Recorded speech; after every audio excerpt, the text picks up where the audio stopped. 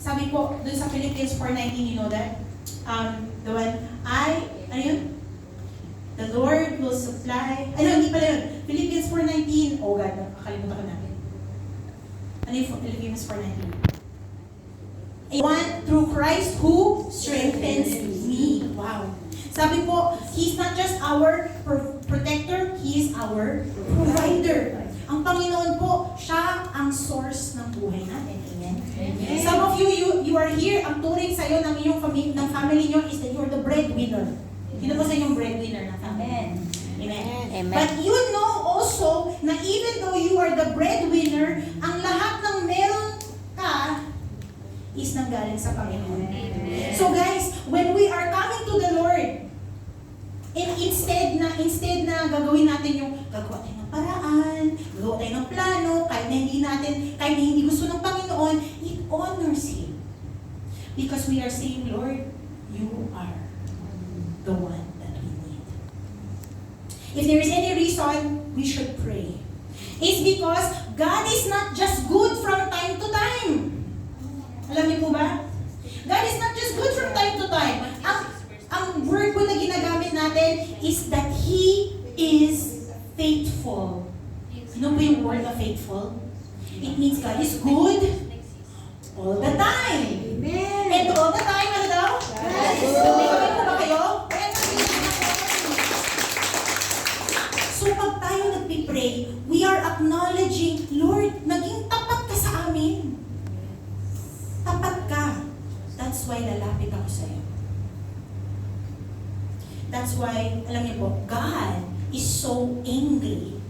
Pag yung mga anak niya, yung mga anak niya na pinakitaan niya ng katapatan niya, ay, pag nangailangan, pumunta pa sa iba.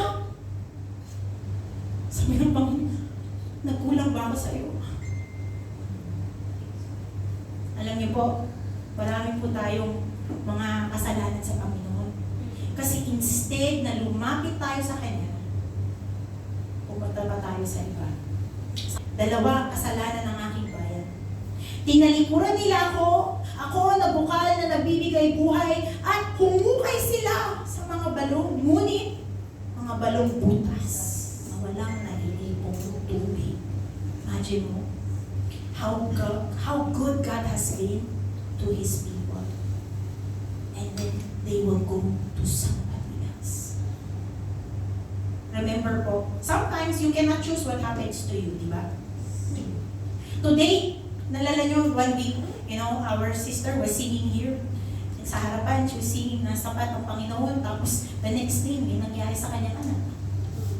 You cannot choose what happens. But we can always choose kung paano tayo magre-responde sa mga circumstances ng buhay. And the choice is very simple. Either you trust God at lumapit ka sa Kanya in prayer, or you don't. So that's the first reason. The first reason we should pray is because mabuti ang ating Diyos. Can I hear it? Amen. But guys, here's the second reason. The reason why we should pray is because the Lord is wise. Hindi wais, ha? He is wise. Sino pa sa inyo nakarinig ng verse na to? Jeremiah 29:11. Sabi po, for I know the plans I have for you, declares the Lord.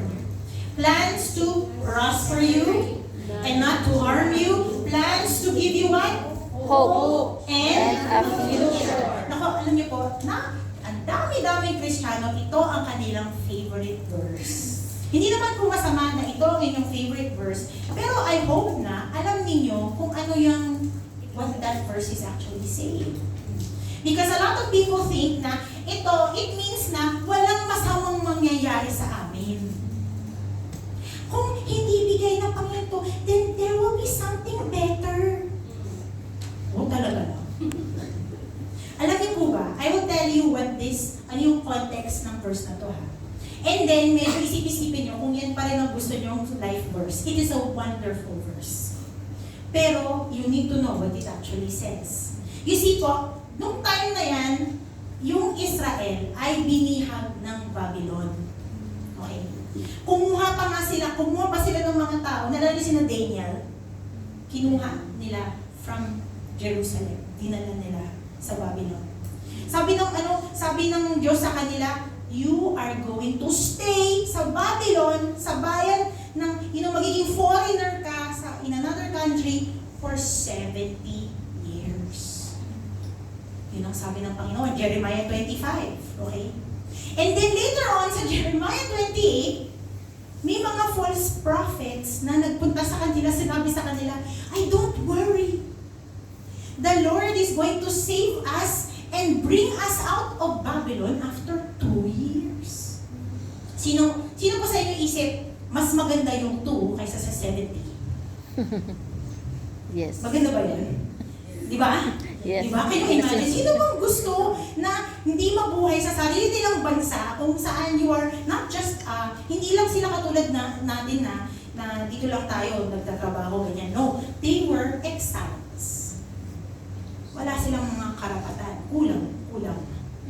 They are slaves. They are not free to live. You understand? Sino pa sa inyo isip nyo, kung kayo yung mga taong nandun, anong mas maganda? Yung 70 years na magsistay or 2 years? 2 years. 2 years, di ba? Pero remember, ang Panginoon nagsabi na 70 years kayo dito. Kaya sinabi niya sa Jeremiah 29, I know kung ano yung plano ko para sa inyo. Hindi yung mga plano na gusto mo. Hindi obligado ang Panginoon na magbigay ng kagustuhan natin. Because, like my dad said, meron siyang, sabi niya, this is the rule of the Spirit. God is God, and we are not. Sinong mas nakakaalam kung anong mas makakabuti sa'yo? God. Si God. Yes, sa in the present, parang 2 years is better than 70. Pero God knows. God is wise. God has a plan. God has a purpose. So yes, naghihirap ba ang Israel in Babylon? Yeah. But it was for their good. When we seek the Lord in prayer, we are affirming that He is sovereign. Napakagandang word po itong sovereign. It means, number 1, He is wise. Lord, pag nag-pray tayo ng pangangailangan natin sa Diyos, we are saying to Him, Lord, ito yung plano ko, pero mas maganda ang plano mo. Ito yung gusto kong mangyari, Panginoon, sa time na to, please, Lord. Pero alam ko, mas perfect ang timing mo. Diba? Not only that, when we're praying to God, we are affirming na siya ang authority sa buhay natin. Ang tawag natin sa Kanya? Lord, right? Lord. Lord means siya yung kagustuhan niya yung mangyayari dapat, di ba? Hindi yung gusto natin. We are saying, Lord, you are in control. And guys, alam niyo po ba? He's not just in control sa buhay natin. He is in control sa lahat-lahat.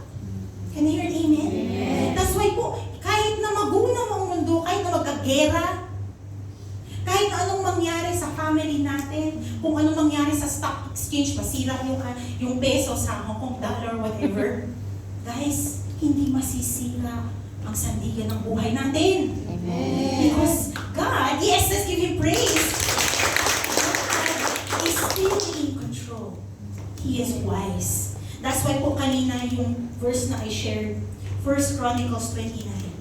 This is the prayer of someone that really trusts the Lord. Sabi niya, yours, O Lord, is the greatness and the power and the glory and the majesty and the victory for, sabi natin, all. For all. All that is in the heavens and in the earth is yours. Yours is the kingdom, O Lord. You are exalted as head above all.